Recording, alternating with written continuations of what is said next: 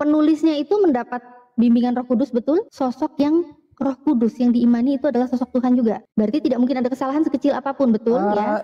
Semua orang Kristen diilhami Roh Kudus. Ya udahlah, Tidak ada semua kesalahan orang sekecil Kristen apapun. tambah banyak lagi Yang ya. pasti Berarti salah semua orang Kristen nggak ada yang salah ya?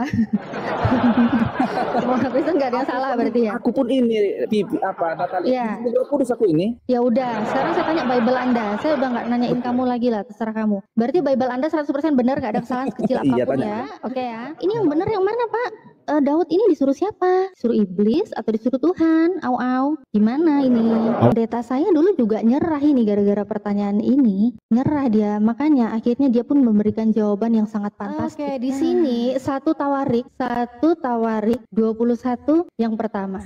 Kita baca ya. Iblis bangkit melawan orang Israel dan ia membujuk Daud untuk menghitung orang Israel. Iblis ini bangkit melawan orang Israel. Ia mempengaruhi Daud untuk menghitung orang Israel. Jadi Daud ini bisa menghitung orang Israel atas dasar perintah iblis. Bukan perintah, mempengaruhi. Oke, pengaruh iblis ya. Padahal di sini jawabannya iblis ya. Sekarang kita coba cek, lihat di 2 Samuel 24 yang pertama. Sudah dibuka Bible-nya, Pak? Bisa kita baca ya. Bangkitlah pula murka Tuhan terhadap orang Israel. Pertanyaannya, di dalam 2 Samuel 24 yang pertama ini, siapa yang menyuruh Daud untuk menghitung orang Israel? Bangkitlah pula murka Tuhan. Kenapa? Tuhan. Tuhan. Oke ya. Tadi iblis, sekarang Tuhan. Ternyata di sini yang menyuruh. Kalau bisa beda ya, ini Roh Kudusnya lupa atau salah menginformasikan atau bagaimana, atau tidak terjaga kesuciannya atau bagaimana? Aduh, kok besar aku mikirnya ini bagaimana? Yang benar yang mana, iblis atau Tuhan yang menyuruh Daud? Kalau Daud nurut, Daud ini menuruti perintah Tuhan atau menuruti perintah iblis? 2 Tawarik 1 Tawarik 21. Dan saya yakin ya, Anda itu tidak mungkin mau menyembah Tuhan yang iblis, karena Tuhan dan iblis itu dua sosok yang sangat jauh berbeda. Iblis ya, padahal di sini begini Natali, bisa sama mempengaruhi dengan perintah. Ya udahlah, ini mempengaruhi siapa? Siapa yang nyuruh? Bukan siapa yang nyuruh? Mempengaruhi, bukan menyuruh. Membujuk bukan juga, membujuk bukan? Makanya, artinya jangan kau tambah-tambahi bahasa itu. Saya nggak nambahin, aduh. Gunakan kata-kata yang ada di Alkitab itu aja, jangan kau tambah-tambahi. Itu namanya mengada-ngada. Yang apa adanya aja. Siapa yang ngajak? Siapa yang ngajak Daud supaya ngitung orang Israel? Siapa yang ngajak Daud begitu orang Israel? Siapa yang mengajak Daud? Mengajak di sini. Oke, nggak ada mengajak katanya. Nggak ada yang ngajak katanya. Nih terjemahan lama. Mengajak sini. Ini. Diajaknya. Ini. Siapa ini? Siapa yang ngajak? Terjemahan lama loh ini.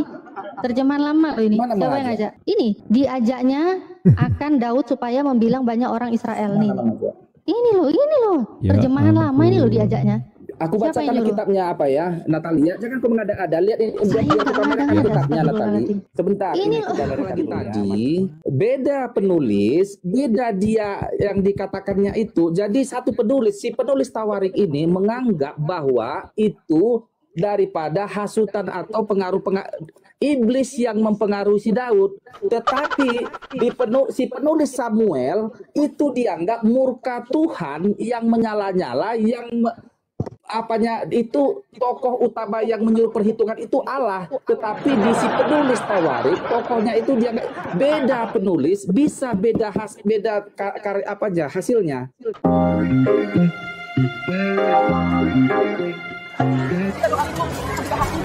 Ya ampun Bu, jangan begitu dong Bu, saya dengar Bu. Kenapa? Aku tahu Bu, dia pakai kerudung di tempat Tuhan Yesus.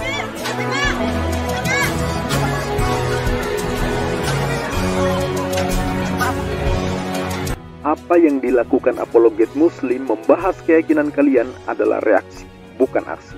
Selama kalian masih mengusik apa yang menjadi iman kami, keluar masuk kampung menjual agama kalian ke kami, maka selama itu pula kami akan hadapi, membedah apa yang kalian tawarkan. Sebagai bentuk perlawanan anasir-anasir penyesatan dan pemurtadan yang gentayangan dan kalian tebang. Assalamualaikum warahmatullahi wabarakatuh. Bismillahirrahmanirrahim. Alhamdulillahirrabbilalamin. Asyhadu an la ilaha illallah wahdahu la syarikalah wa asyhadu anna Muhammadan abduhu wa rasuluh. Sahabat, debat lintas agama, khususnya Islam dan Kristen, tentu makin tajam, makin menarik, dan makin menghibur. Orang menyimak perdebatan lintas iman itu tidak lagi tegang, tapi mendapat edukasi sekaligus terhibur karena memang dikemas secara entertain. Dan di Fakta Islam TV menyajikan dengan cara ini. Bagi yang belum subscribe silahkan klik subscribe. Bismillah, jadilah bagian dari dakwah melawan anasir-anasir penyesatan dan pemurtadan yang gentayangan di sekitar kita. Di video kali ini kita akan menyaksikan aksi mualaf cantik Natalia Iriani yang mengantarkan seorang Kristen, entah pendeta atau penginjil, sukses luar biasa berdebat melawan ayat kitab sucinya sendiri. Dan beginilah faktanya. Kristen merasa dirinya punya Roh Kudus. Mereka yakin kitabnya itu benar, tidak ada kesalahan, penulisnya dibimbing oleh Roh Kudus. Tapi kenapa iblis menjadi oknum yang sama dengan Tuhan di ayat Bible? Dan gegara ayat ini, pendeta tak berdaya menghadapi pertanyaan Natalia Iriani yang membuatnya keluar dari kekristenan, memilih Islam yang kitab sucinya jelas 100% diimani sebagai firman Allah. Bagaimana kekocakan debat mualaf versus pendeta ini? Yuk kita simak. Anda berarti yakin Bible yang Anda punya itu adalah Bible yang isinya itu suci, tidak ada kesalahan sekecil apapun. Karena semua penulis itu menulis berdasarkan sumber yang sama, yaitu Roh Kudus, sosok dari ketuhanan. Dan Tuhan tidak mungkin salah. Itu kitab suci itu ditulis oleh penulisnya. Iya, penulisnya itu mendapat bimbingan Roh Kudus, betul? Sosok yang Roh Kudus yang diimani itu adalah sosok Tuhan juga. Berarti tidak mungkin ada kesalahan sekecil apapun, betul ya? Semua orang Kristen diilhami Roh Kudus. Ya udahlah, tidak semua orang Kristen tambah banyak lagi ya. Berarti semua orang Kristen nggak ada yang salah ya? Semua orang Kristen nggak ada yang salah berarti ya? Aku pun ini, Natalia, ya. Roh Kudus aku ini. Ya udah, sekarang saya tanya Bible Anda. Saya udah nggak nanyain kamu lagi lah, terserah kamu. Berarti Bible Anda 100% benar, nggak ada kesalahan sekecil apapun ya? Oke ya? Bible itu benar. Iya. Benar, tidak ada kesalahan sekecil apapun, sepakat. Benar, tidak ada kesalahan sekecil apapun. Kalau itu benar, itu kitab suci itu ditulis dengan benar, sesuai dengan penulisnya. Sesuai dengan penulisnya yang dibimbing oleh Roh Kudus. Sesuai dengan penulisnya yang ditulis oleh manuskrip si penulis, itulah dituliskan ke dalam Bible, dikanonisasi. Iya, dan itu benar ya, karena itu pimpinan Roh Kudus, betul ya? Benar. Oke. Betul. Sekarang lihat ke layar.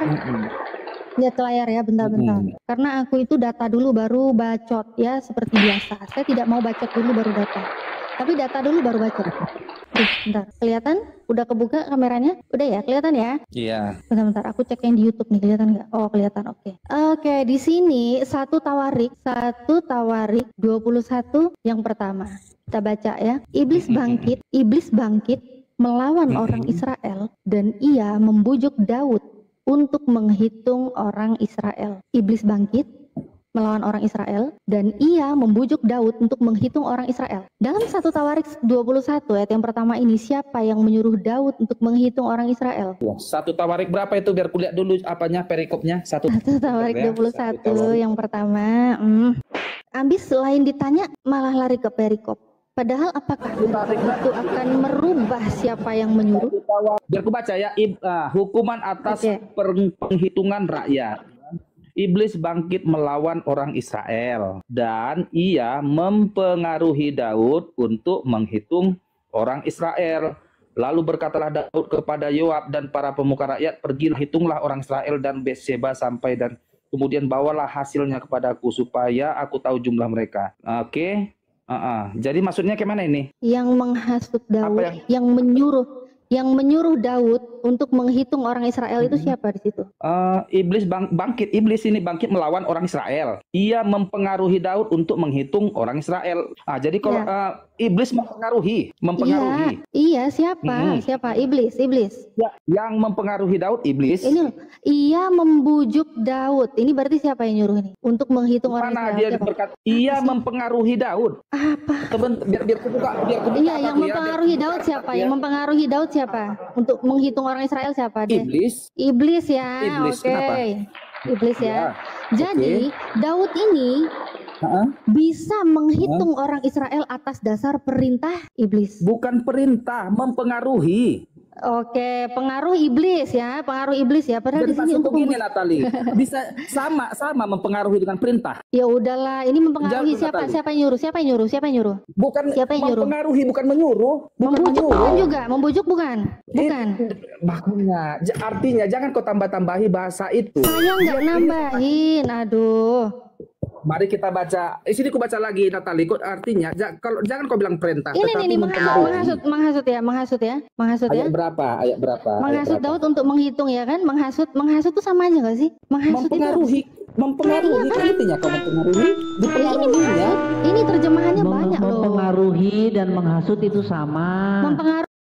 Ya, jadi di terjemahan Bible ini banyak sekali istilahnya pun ya sama seperti menghasut, mempengaruhi.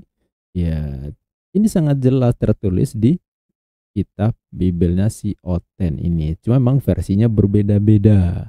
Nah, dia hanya mempertahankan satu hal, dia tanpa melihat bahwa di berbagai terjemahan itu kata-katanya berbeda-beda, tetapi maksudnya sebenarnya sama, yaitu iblis menghasut Daud, iblis mengajak Daud, iblis membujuk Daud, kan sama aja. Semua yang waras juga paham lah ya, sama aja. Cuma sepertinya si Oten ini nggak tahu maksud di balik itu yang dilakukan oleh Natela Iriani ini apa. Mari kita lihat kelanjutannya.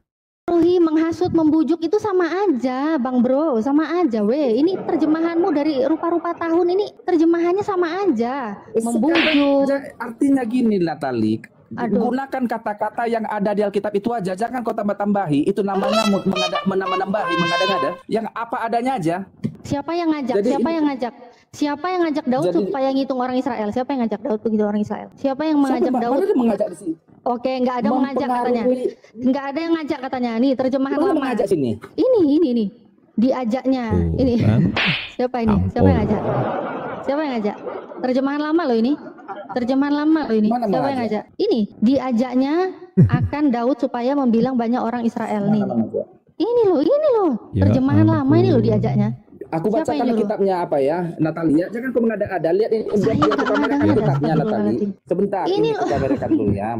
Masih juga nudumung ada jelas-jelas tertulis di kitabnya sendiri seperti itu. Nah, udzubillahi min dzalik, kafir.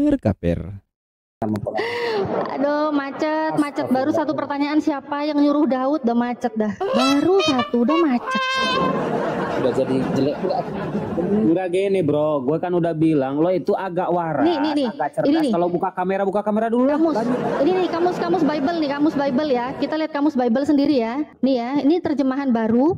Dalam TB membujuk, dibujuknya menghasut. Nah, membujuknya dibujuk, memperdayakan, mengajaknya. Itulah udah. Ini kamus Alkitab sendiri nih. Kamu salahkan lagi. Oke nih, ada. Jadi oke lah, anggaplah dulu kalau dia menghasut Daud. Masalahnya. Pertanyaan saya, berarti ini siapa yang masalahnya di mana? Siapa yang menyuruh? Bukan masalahnya di mana. Pertanyaan saya nggak nyari masalah, weh. Pertanyaan saya ini siapa yang mempengaruhi?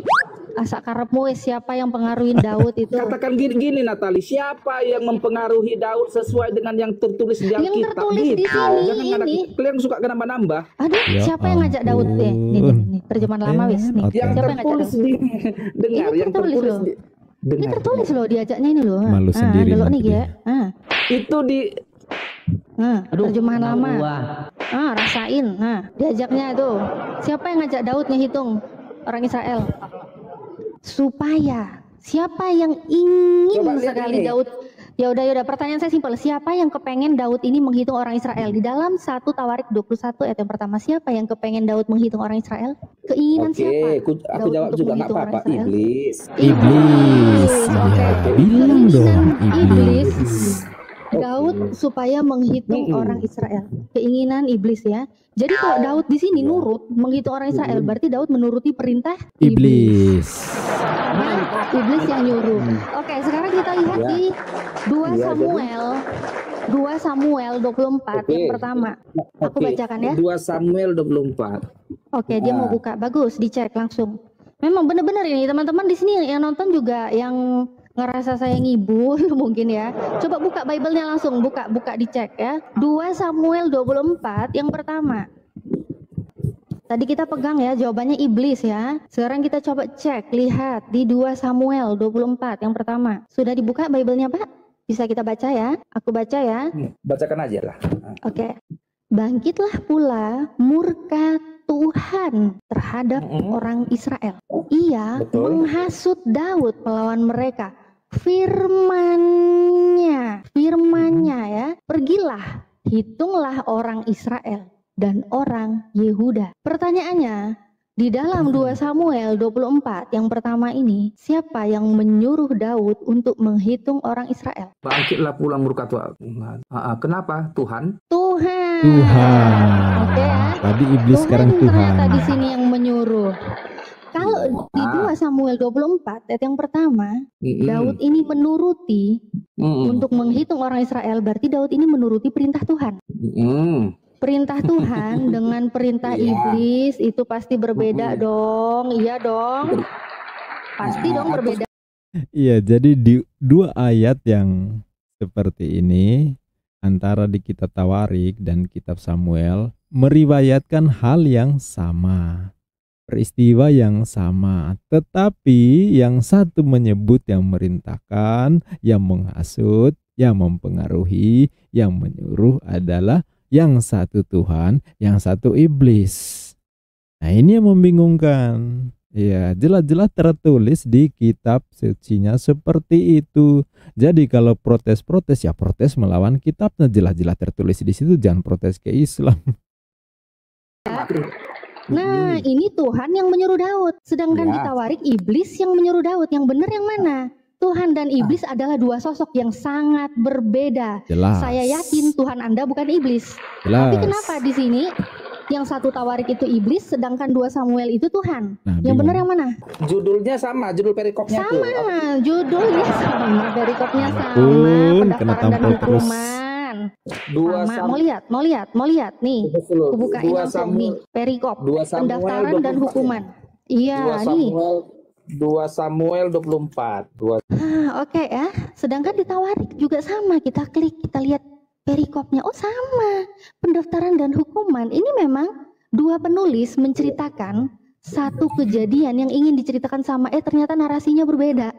Katanya penulis ini walaupun latar belakang penulis itu berbeda, budaya berbeda, ya kan, bahasa berbeda, tapi katanya sumbernya sama dari Roh Kudus. Yang diimani Roh Kudus itu adalah sosok Tuhan. Tapi kenapa ya? Kok bisa berbeda sih?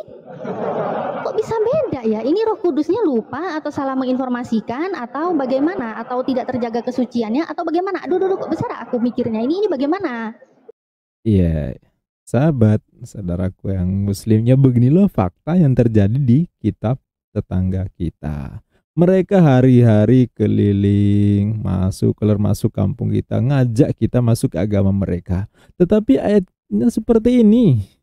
Jadi mereka menawarkan sesuatu yang mereka yakini kebenarannya luar biasa, tidak ada kesalahan, tetapi nyatanya seperti ini. Nah, ini mengedukasi kita semua. Kalau ditawarin ya, keyakinan mereka tentang keselamatan lah, ini itu jual Tuhan, tanyakan hal seperti ini, mereka pasti kabur, nggak bakalan bisa menjelaskan. Ya, ini edukasi yang sangat-sangat luar biasa bagi kita, bahwa beginilah fakta di kitab suci mereka. Oke, kita lanjut. Yang benar yang mana, iblis atau Tuhan yang menyuruh Daud? Kalau Daud nurut, Daud ini menuruti perintah Tuhan atau menuruti perintah iblis? 2 Tawarik. 1 Tawarik 21. Dan saya yakin ya, Anda itu tidak mungkin mau menyembah Tuhan yang iblis, karena Tuhan dan iblis itu 2 sosok yang sangat jauh berbeda. Jadi ini yang benar yang mana, iblis atau Tuhan yang nyuruh? Sebentar ya. Detik-detik jadi begini, ya. Detik-detik jadi begini. Sebentar. Oke, buat teman-teman yang di TikTok, di tap-tap layarnya, di tap-tap ya. Di tap-tap. Yang di YouTube jangan lupa ya, yang di YouTube Natalia Iriani yang di YouTube ya. Jangan lupa like-nya dan juga pastikan sudah subscribe channel YouTube Natalia Iriani. Dan juga di-share videonya. Oke, ini saya menunggu sudah 50 tahun berlalu saya di sini. Aduh, saya harus banyak perawatan, sudah tua saya menunggu di sini. Ayo bagaimana, Pak? Ini yang benar yang mana, Pak? Daud ini disuruh siapa? Disuruh iblis atau disuruh Tuhan? Au, gimana ini? Au. Aduh, luar biasa. Macet kan? Macet. Pendeta saya dulu juga nyerah ini gara-gara pertanyaan ini. Nyerah dia, makanya akhirnya dia pun memberikan jawaban yang sangat fantastik.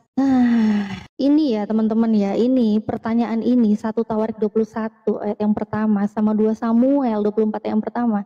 Ini salah satu bahan pertanyaan saya sebelum saya mualaf. Saya bertanya ke pendeta saya, ini yang benar yang mana? Tuhan atau iblis, Pak? Jawabannya gini. Jadi sebelum Pak keluarga jadi begini, saya jelasin dulu ya jawaban pendeta ya.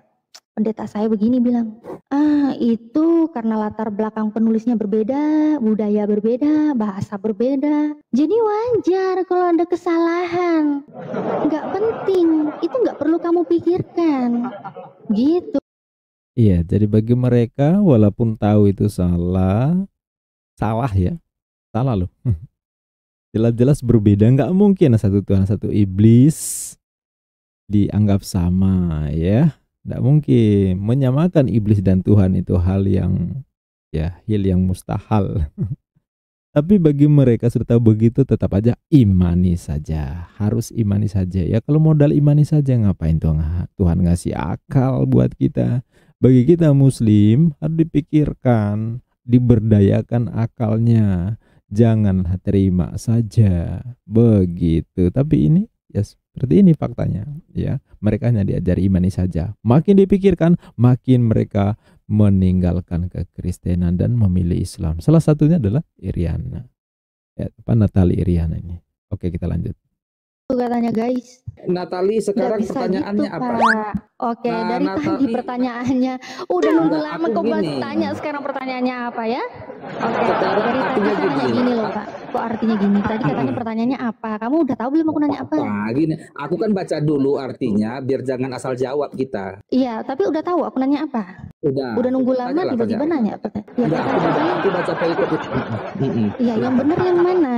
Daud ini disuruh Tuhan yang benar, sih makanya aku bilang lagi tadi, beda penulis, beda dia yang dikatakannya itu. Jadi satu penulis, si penulis Tawarik ini menganggap bahwa itu daripada hasutan atau pengaruh iblis yang mempengaruhi si Daud. Tetapi si penulis Samuel itu dianggap murka Tuhan yang menyala-nyala, yang itu tokoh utama yang menyuruh perhitungan itu Allah. Tetapi di si penulis Tawarik, tokohnya itu dia beda penulis, bisa beda hasilnya. Ya, sahabat, jelas sekali ya. Anda masih berpikir bahwa yang disampaikan ditulis dalam kitab Bible mereka itu firman Tuhan? Ya jelas-jelas penulis. Berdasarkan apa yang dipahami, yang satu memahami itu iblis, yang satu memahami itu Tuhan, baru dijadikan kitab suci. Kalau begitu diilhami oleh penulis sendiri atau diilhami oleh Roh Kudus. Kalau diilhami oleh Roh Kudus tidak mungkin berbeda seperti itu.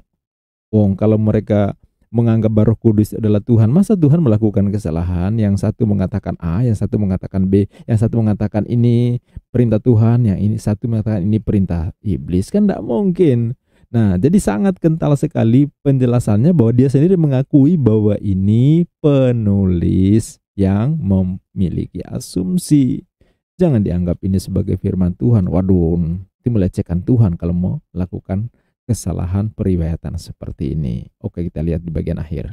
Penulis yang latar belakangnya berbeda ya, latar belakang penulis berbeda, jadi, makhluk penulisnya berbeda, tetap sumbernya sama, sumbernya katanya Roh Kudus. Makanya yang kata Anda Roh Kudus itu adalah sosok Tuhan. Saya menghargai iman Anda. Kalau Roh Kudus itu Tuhan, berarti Tuhan Anda tidak mungkin salah kan? Iya enggak? Iya. Tuhan Anda enggak mungkin salah kan? Lalu yang benar ini yang mana? Tuhan dengan berfirman langsung atau iblis? Natali, persepsi. Lalu segini, 2 Samuel persepsi. Dengan Tawarik, loh kok beda? Di Tawarik, si penulis Tawarik menyatakan si Daud itu melakukan perhitungan itu atas daripada pengaruh iblis. Tetapi si penulis Samuel mengatakan si Daud melakukan perhitungan itu atas perintah Tuhan. Tetapi kejadiannya Daud memang benar-benar melakukan perhitungan. Lalu Daud ini menuruti perintah Kok iya, Daud ini menuruti perintah iblis atau perintah Syaitoni Rojim? Si penut artinya begini. Ini yang benar yang mana? Iblis sama Tuhan beda loh. Masa Tuhanmu iblis? Jangan dong, Ten, gila aja lu. Tuhan dan iblis itu berbeda loh. Natali. Yang benar yang begini, mana? mengenai benar jadi yang begini. mana yang benar, yang mana yang tidak benar, itu bukan aku pemutusnya. Yang ditulis itu yang ini yang ditulis begitu. Berarti kamu nggak tahu yang benar yang mana? Oh, berarti kamu nggak tahu yang benar yang mana? Ngomong kayak dari tadi. Bilang dong, saya nggak tahu Mbak yang benar yang mana gitu. Ngomong dong. Jadi begini dia. Jadi bukan berarti hanya karena ini jadi batal Alkitab, jadi bohong-bohongan. Tidak, kejadiannya memang itu dituliskan oleh penulis yang berbeda. Ngertinya kalian? Apa sih ngertinya kalian? Kau itu nggak ngerti apa-apa. Udah nggak bisa jawab, nggak ngerti apa-apa. So ajarin. Luar biasa. Ini sebuah perdebatan yang luar biasa. Dan kita sebagai muslim sahabatku, ya beginilah faktanya kalau diperdebatkan ayat Bible. Iya kan? Ini seorang mualaf menghadapi seorang penginjil atau pendeta atau apapun namanya, jelas ini adalah Kristen yang berusaha untuk menjelaskan ayat kitab sucinya. Makin dijelaskan makin tidak jelas. Beda dengan ayat Al-Quran, beda dengan yang ada di Islam. Itu makin Anda mempelajari, itu makin Anda paham. Makin Anda berupaya untuk mencari kesalahannya, kekeliruan, kontroversinya dalam Islam, Anda makin mendapat pemahaman yang baik. Ya, makanya banyak pendeta, pastor, penginjil, mereka awalnya berusaha untuk menghujat Islam. Mereka mencari ayat-ayat yang bisa dianggap salah, yang bisa dianggap kontroversi, yang bisa dianggap bertentangan. Tetapi ya itu, makin berusaha untuk mencari kesalahan Al-Quran, As-Sunnah, ajaran Islam, mereka makin menganggap bahwa Islam ini benar. Itulah sebabnya para apologet yang Kristen banyak yang sudah jadi mualaf. Ada nggak apologet Muslim yang masuk Kristen? Nggak ada. Saya ulangi. Sudah banyak apologet Kristen yang masuk Islam. Dari ruang perdebatan ini mereka akhirnya berpikir, awalnya mencari kesalahan Islam, pada akhirnya mereka jadi mualaf. Tapi ada nggak apologet Islam yang tadinya begitu getol membela Islam tiba-tiba masuk Kristen karena lebih percaya apa yang diajarkan oleh apologet Kristen? Sampai sekarang belum ada. Dan insya Allah tidak akan ada. Kan begitu. Itu fakta. Jadi perdebatan Islam dan Kristen ini memang makin ke depan makin sangat menarik, dan kita sebagai Muslim, kita ini reaction sebenarnya. Kita bukan berusaha untuk menyerang mereka, tapi karena mereka hari-hari menawarkan ajarannya ke kita, ya harus kita bedah dong, harus kita debat dong, harus kita pelajari dong apa yang menjadi jeroan ajaran mereka, baru kita balikan ke mereka dan mereka nggak bisa bertahan.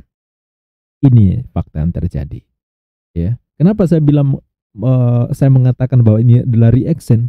Karena yang hari-hari keluar masuk kampung kita yang menawarkan ajaran agamanya itu bukan kita ke mereka, tapi mereka yang datang ke kita.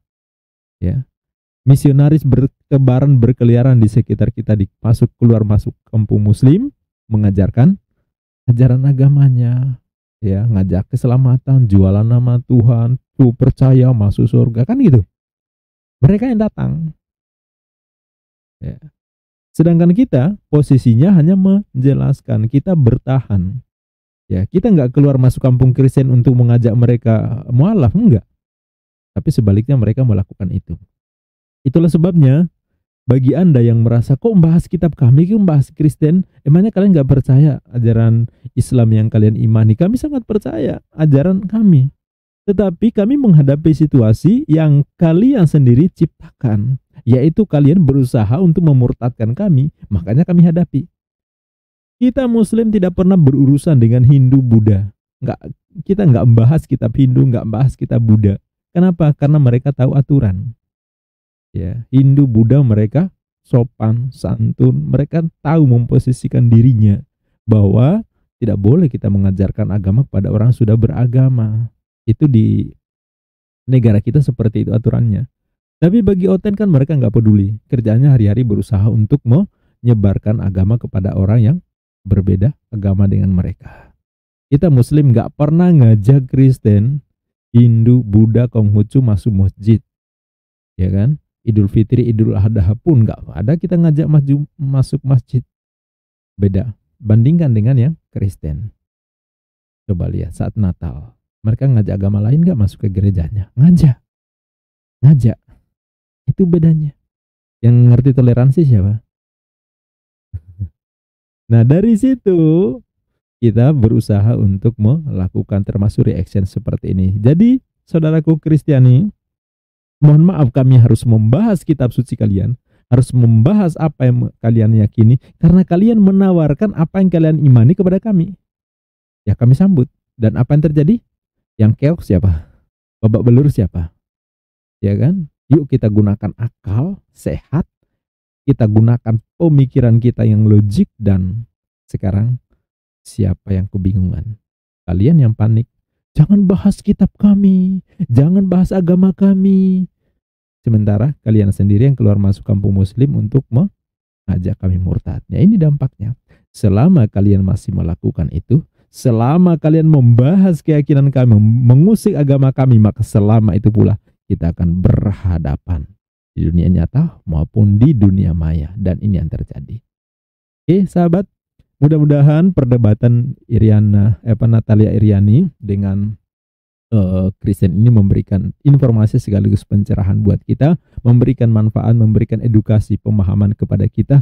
Makin kita kuat mengimani ajaran Islam, ad-dinul haq, al-yauma akmaltu lakum dinakum wa atmamtu alaikum ni'mati wa raditu lakumul islam adina.